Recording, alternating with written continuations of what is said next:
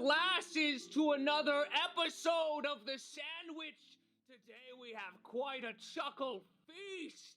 I am your host, Charlie Slimesicle, here with my stewards. What? Wow. All right. You said you were going to do a different type of intro, and you really brought it to the table here, Charles. I'm playing medieval, dancing music on my end right now. Oh, okay. I wanted to really bring a different energy into the chuckling studio today. The cornucopia is full! Yes, indeed! My heart is full of magnificent meat and feast blood! today! The gates have opened, and the horde descends. Laughter, jests, and surely chuckling! Ben Shapiro will fall! Ben Shapiro of the Knights of the Conservatarios shall fall before our sword. What fictional place are we in right now? God, we're trying to breach their gates, but they're dumping Shapiro oil on us. Hot Shapiro oil. Premium unleaded Shapiro oil! My God. The most dangerous My type goodness. of petroleum oil in the land. It's so environmentally friendly! Our priests are losing faith due to their facts and logic. My God. It's the oil that doesn't care about your feelings! I don't feel anymore. All I know is fact. I fact that this is a bad scenario, friends. Oh, Why man. continue a crusade for a false god? All there is facts and science and stocks.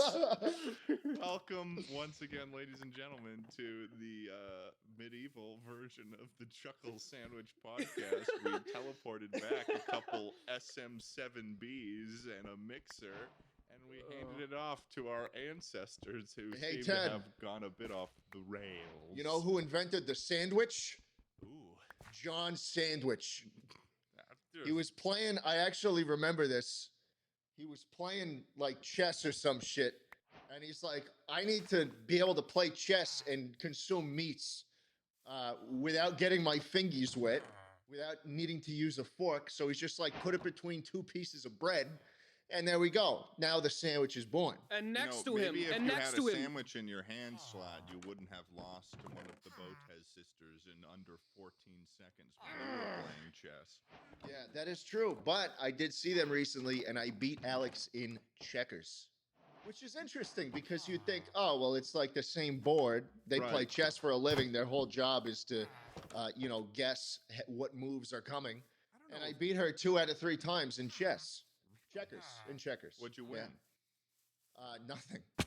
It's just the pride of just the beating pride. her in a game that she is not proficient at, primarily. It is kind of funny, though, that, these two girls, the Botez sisters, play chess for a living, and their whole day just revolves around this archaic game. And then they invite people over to their place and then ask them to play more chess. That's, honestly, if... I can't really Seriously, get mad what at the that, hell though. was Gregory It is- Chess thinking when he made In a it? main concept, I mean, it is an archaic game, so it is a little ridiculous that it's become something. It was the meta for a while on Twitch. It was. But I don't know. I think it's kind of cool that they're so passionate about that game and they just can't get enough of it. They just want to play it all the time. Like, that's got to be. Yeah, I guess so. I mean, I don't make my whole fucking internet persona about jerking off to gay porn, but I mean... Oh, so we're lying today.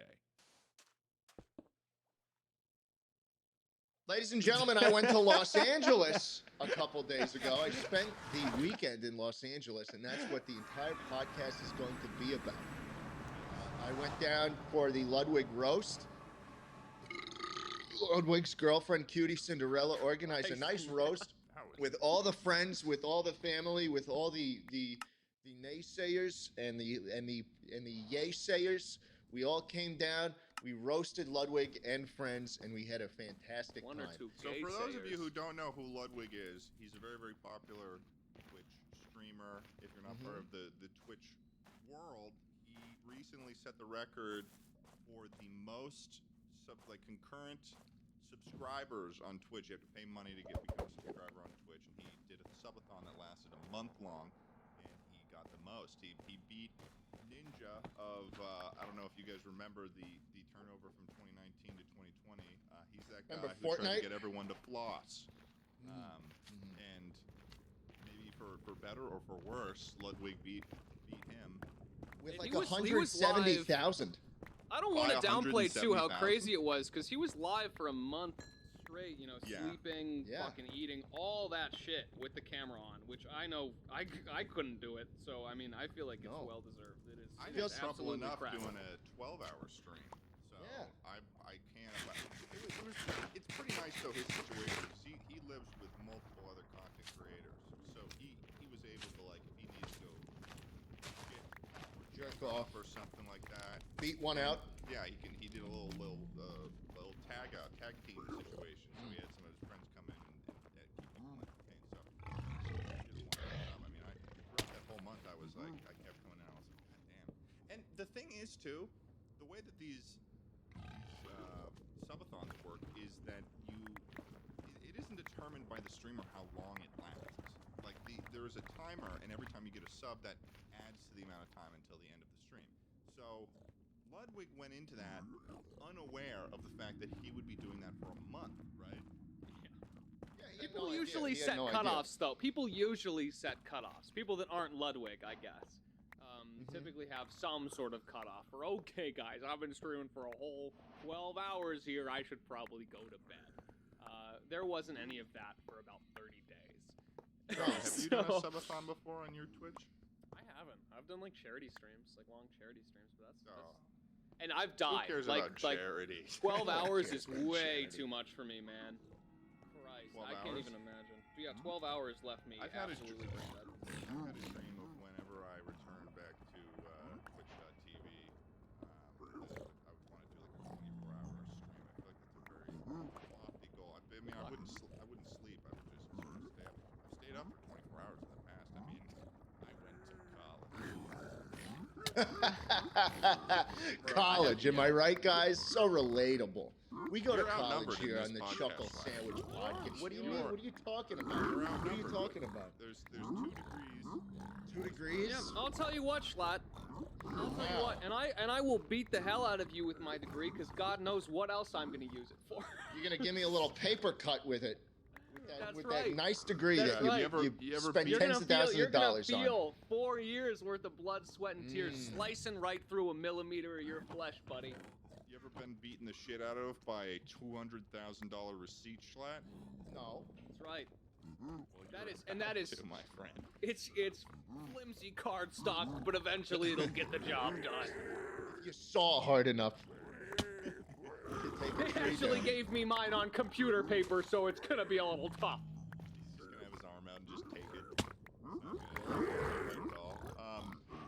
Well, So yeah, Schlatt, you were in LA, and you I went to was the in roast. LA. I went to the roast. Ted asked, Schlatt, do you think maybe I could come to the roast? So generally, it is. And I a said, yeah, polite- maybe you'll be able to come to the roast. Let me ask and see if you can come. And then, thankfully, Cutie Cinderella is just such a nice woman, and she said, yeah, of course, Ted can come. And Ted So was like, let me tell you the real story here. come with me, man. I will tell you the real story here, because Schlatt's like, oh, I'm doing this roast for Ludwig. And I'm like, oh, could you ask like, and Schlatt got really weird. He's like, I don't know, Ted. I don't know if I can do it. He got all nervous. He didn't know what to do, and I was like, well, I mean, it's a pretty normal thing. If there's an event, to just ask on another friend's behalf. And now here he is, slandering me once again, acting like I was crying in Baby Town. No, it's a very normal thing to do. No, it And is I a very appreciate- normal I thing to appreciate do. you asking on my behalf. Yeah, It was a yeah. fun event to go to. It was nice to have you there, Ted. And then the next day, when I was home, and we decided, hey, all the friends are gonna hang with Pokimane today. Ted once again comes crawling back to me. You are my friend in LA. I want to hang out with you. You think you'd be okay? Okay, Schlatt, you're setting a terrible standard for our listeners out here that you cannot ask a friend to come along to the events when they're visiting your area. No! of. Yeah. I hate you. See, I was just like, yeah. Listen, my body was telling me yes, but my mind was telling me no. That's such a confusing thing, because why? I think Because, all Ted, the comments, you've convinced yourself and all of our viewers that I'm just like the most terrible person, and in that moment you started to believe it. Like you weren't, because Schlatt and I hadn't seen each other in more than a year and a half at this point too. So at this point, he's probably totally believing the lies that he himself has been constructing about me. I've gaslit myself into not liking Ted from this podcast. Yourself. I'm like, wait, didn't this guy break my kneecaps at a baseball game in the 7th grade? I don't know if I want to bring this guy to the Ludwig roast. Like he's I still feel it every time I look at him. He's gonna come in there and beat the crap out of him with his Crocs. Yeah. Ted, that's not a roast. That's just breaking his bones, buddy. You guys know how I feel about LA, right? No. You breathe in the air. It just smells so good. It smells so clean. There's no plight in Los Angeles. There's no disease. There's no blight. There's no Friday night. There's no Friday night in LA. It never comes. And so you go there, and what is in LA but a bunch of stuck-up little people who are trying to make it big but haven't done it yet. We were in the parking lot. Me and Ted got to film a video that weekend. I see where this is going. Oh my God! I rented a nice car, you know, which means I own the streets. Yeah. Right. We were pulling into this the parking lot of some grocery store, and I'm trying to find a spot. I'm rolling around the parking lot trying to find a spot, and this guy with this shitty little Honda SUV. $20,000 max. He's trying to back out of his parking space. And I'm rolling down the same lane he's in as he's trying to get out. And he shouts at me. He had his windows down. He shouts at me. You're in the wrong lane. You're going the wrong direction. You're going the wrong way. This lane you can only go the other way in this lane. And I just fucking look at him, knowing full well that if I hit the honk button in my Tesla, then it would literally shit at him. It would make a shit sound effect. Yeah. And I could piss him off so much, but I didn't. I held my tongue. But well, that was who something the that fuck took do you you by think surprise. you are, Ted? Who the fuck do you think you are? Telling someone in a car 7 times more money than yours that you're going the wrong way in a parking lot? This stuff wouldn't happen anywhere else but LA, a place where everybody is just so far up their own ass. They think they deserve fucking priority access at everywhere they go because they have an Instagram account for their cat that has 5,000 followers. Fuck Los Angeles, bro. Anywhere else but LA, there is a nowhere hierarchy else system of monetary wealth that, like, if you see someone with like a Lambo, you have to like treat them better. Is that what's happening here? No, I'm just saying everybody is just walking around with the stick so far up their ass they think they deserve the world. Okay. They're in Los Angeles, the city of angels. I'm here to make a living in the fucking blanket of smog. And no one can tell me no one's gonna go the wrong way down the parking lot of my favorite grocery store, my organic Trader Joe's, Wegmans, whatever the fuck we were at. Pavilions. Even when this happened, we were driving up to get some supplies for a video. I didn't even really hear this person. He didn't hear it, and But the moment that Schlatt starts barking, I hear him grumbling to himself. It took me so much willpower to not just slam my foot down on the accelerator of that Tesla. The instant torque takes us up to 80 miles per hour, crash straight into the fucking guy's Honda and end his life. I swear to God. Listen, The You're entire going the wrong weekend. way. I understand why you're mad at You're going the yourself wrong for not way. driving the right way. I totally get why you'd be angry at yourself. Who the man. You fuck gotta are you, bro? You gotta forgive yourself, bro. It's Monday. It's 3 p.m. on a Monday. Do you have a job? Why are you in a parking lot of an organic grocery store? What did your fucking girlfriend sign off on that? yeah, you can go to the pavilions while my other man fucks me. So you didn't sound too Maybe sure he'll about give that you some last part time on the there. Nintendo Switch tonight. But tell. So the main, it seems like the main source of the anger there here comes from it is sourced from the fact that you weren't able to properly beep at somebody on the road, though. And I believe that there was another occasion that you Yes. didn't know that the Tesla, when you rented it, you did not know that the Tesla, when you beeped it, was already set up to make a fart noise right Yes. after it. And it's like not just your normal fart for our listeners No, out there. it's a wet, echoey, long, reverby fart. like steak and eggs. Yeah. Like if they had some sort of like little exhaust things that they could start pushing out a little fart smell too, that would be that'd be pretty good. Like or maybe like a spitter thing. You could spit it and aim it at people. So if you're mad at somebody, you can spit at them like it's that one dinosaur from Jurassic Park. If you had to sort of, for the audio listeners out there right now, give them a representation, maybe. Love you to death. I mean, is it like a, or is it a little wetter than that? Ted posted a video of it on his Twitter that you can go and see, and it's me in my lime green Tesla. So it has to make the car horn noise first, right? Yeah. But then you can tell it to play whatever audio you want, and so I'm an angry driver and an angry person in general. Ted can attest to this, and the minute I pulled out of the rental meetup place,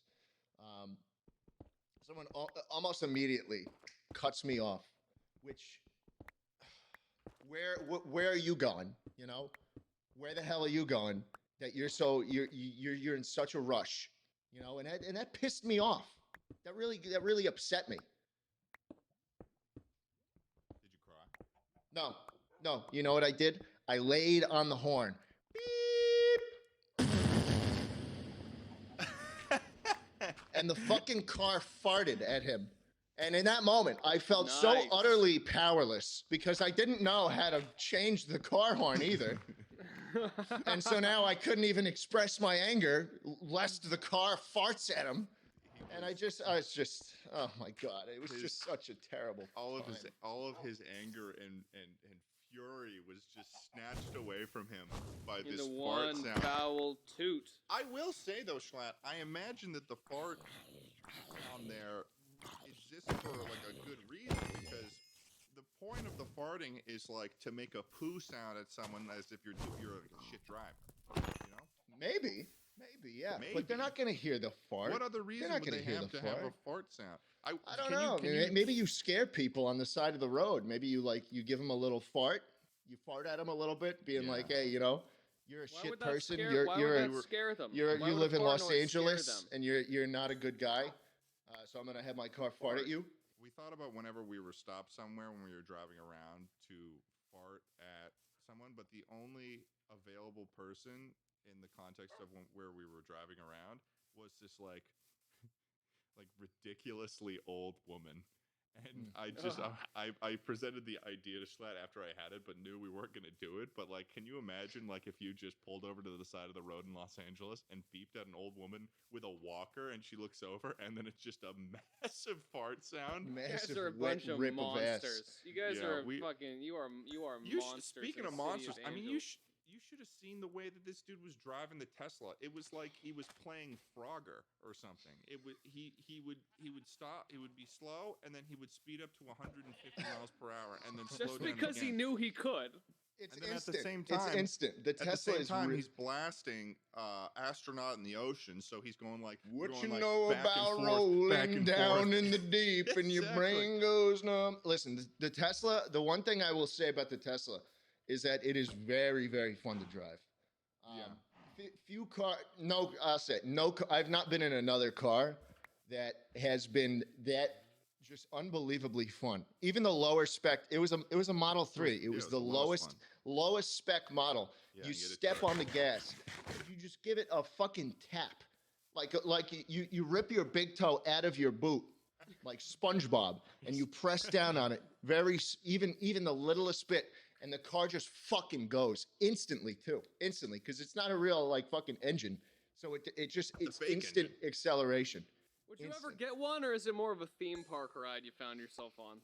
No, so I have a nice car now. I Right. did lease myself a rather luxurious vehicle, and I will say I enjoy driving the Tesla more, but I Right. enjoy being in my car more. Like it's a better Okay. experience because the Tesla is like it's bare bones, it's minimal, it's like new techie, but it just doesn't get the job done for making me feel like I should be having a good time. I feel like I'm in a spaceship.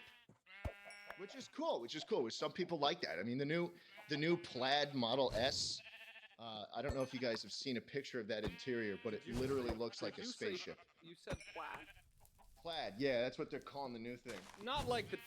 Okay, I pictured a literal, like, plaid flannel car. Just to be clear, that's not what this is? That's not what it is. It's not Tesla what it is. Model Well, that is S just a Plaid. letdown. I finally found the right vehicle for me. And Well, It's look got- at It look has at the a, interior of that shit. It has a 390 miles range. That's pretty good. It's 1,020 peak horsepower. Oh, okay. oh, whoa.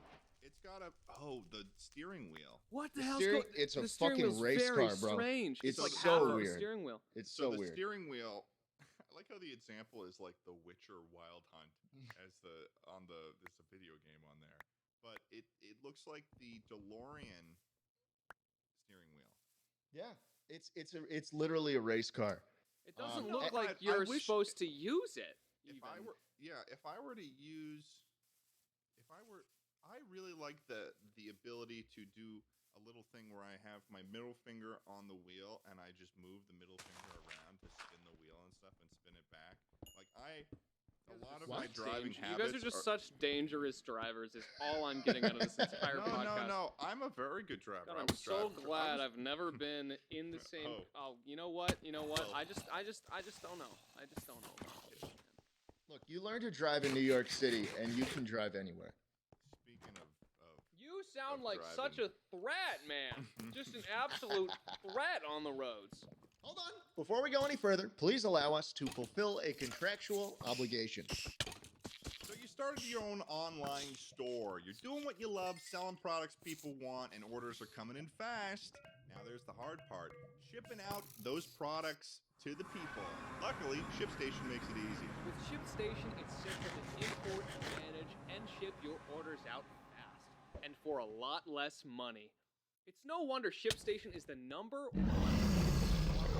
e-commerce sellers with more 5-star reviews than anyone else. With ShipStation, you can import orders from any sales channel. What? I know, it's big. You can ship with any carrier using their deeply discounted rates. And of course, you can automate just about any shipping task. My God! Spend a lot less time on shipping and a lot more time growing your business. No matter what you're selling, Amazon, Etsy, your own website, ShipStation funnels all your orders into one simple interface that you can manage from anywhere, even your cell phone. Goddamn, you'll even get access to amazing products with major carriers, including UPS, FedEx, and USPS. Choose the best solution every time. ShipStation now access the same rates reserved for Fortune 500 companies. Those are big companies. Those are huge companies. Those are And big guess what? companies. You can do it without the contracts or the. Use the offer code SHUCKLE to get a 60-day free trial. That's 2 months free. No hassle, stress-free shipping. Just go to ShipStation.com, click on the microphone at the top of the page, and type. Oh in my ShopStation. god! No! Ah! Yeah, no! 23 minutes? 23? No way! That's crazy! Oh my god! No! No way! No way! Ah! I'm gonna fucking faint, bro. There's no way. Sub 24? Oh my god.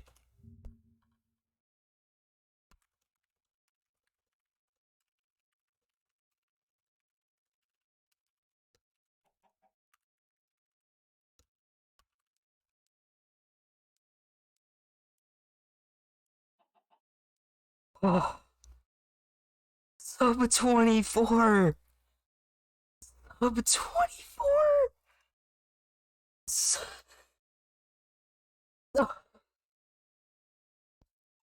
Oh my god. No way.